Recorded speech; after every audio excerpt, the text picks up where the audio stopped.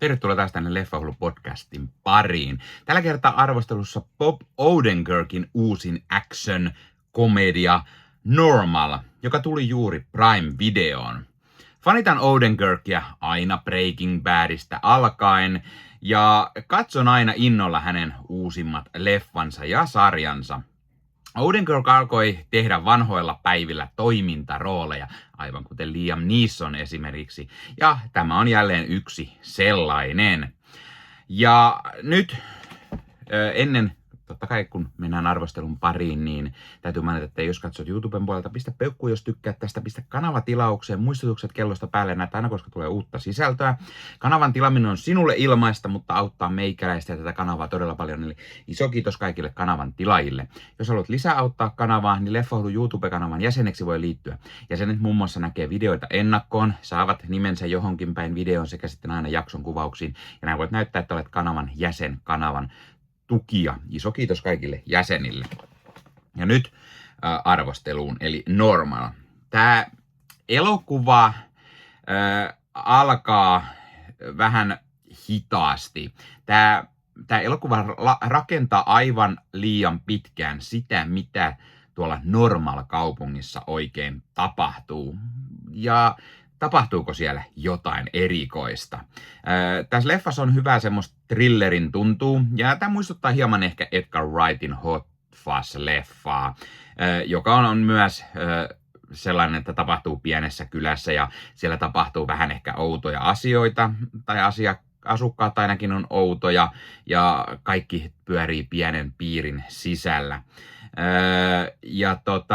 Varsinkin se, että tässä pääosassa on poliisit, kuten siinäkin, tai no tässä tapauksessa Odenkirkin esittämä tämmöinen Ulysses Richardson, josta on tullut Normal-kaupungin virkaa tekevä seriffi 8 viikon ajaksi, kun edellinen on kuollut ja sitten pitäisi valita uusi seriffi. Seriffit kun valitaan vaaleilla. Tämä elokuva luo pientä mysteeriä siitä, tapahtuuko siellä kaupungissa jotain outoa, kuoliko edellinen seriffi oudossa tapauksissa tai mitä siellä on epänormaalia. Noin 30 minuutin jälkeen leffa kuitenkin alkaa ja alkaa semmonen aivan päätön kohellus, action, komedia. Ja tämä elokuva alkaa muistuttamaan ehkä jopa paikoin Naked Gun menoa, joskin todella paljon väkivaltaisempana. Tämä leffa muistuttaa myös paljon Odenkirkin Nobody-leffoja tai John Wick-leffoja. Ihan saakelin kovaa toimintaa siis, mutta kaikki vedetään ihan kunnolla yli ja vitsiksi. Ja tämä muistuttaa just niinku Hyökkäys poliisiasemalle 13 leffaa paikoitellen, tai sitten juuri Edgar Wrightin Hot Fuzzia. Tässä on hyvä yhdistelmä kunnon toimintaa ja komedia, sekä sitten ripaus thrilleriä ja ehkä vähän heist-elokuvaa.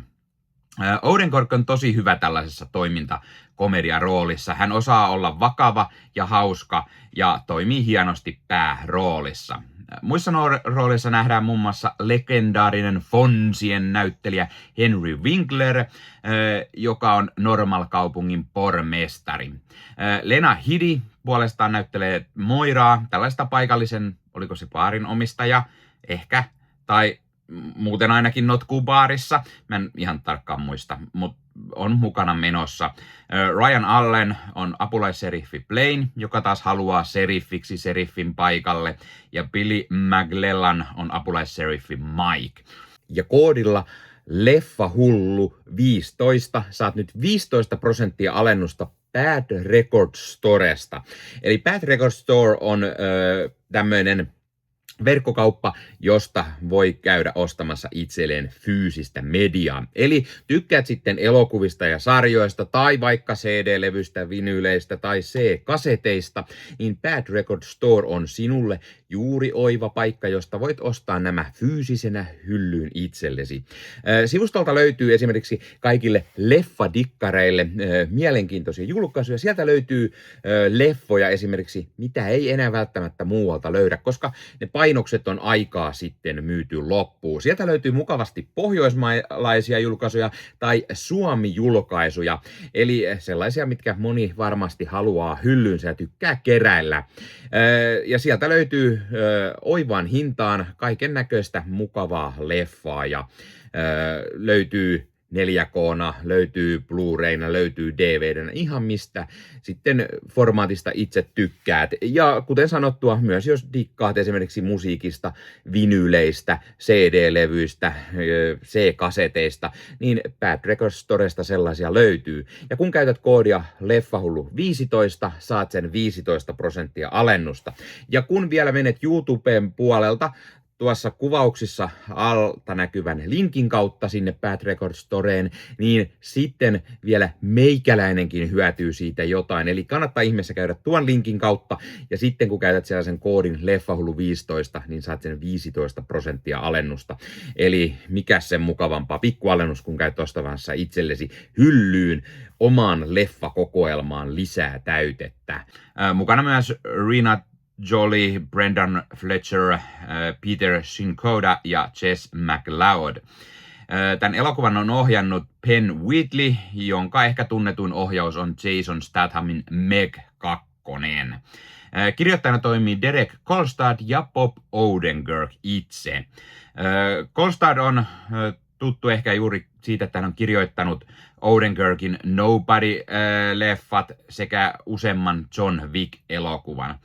Odenkirk puolestaan on tullut tunnetuksi jo aikanaan Kasarilla ja Ysärillä, Saturday Night Livein sekä Late Night with Conan O'Brienin kirjoittajana, joihin hän kirjoittanut satoja ja taas satoja sketsejä.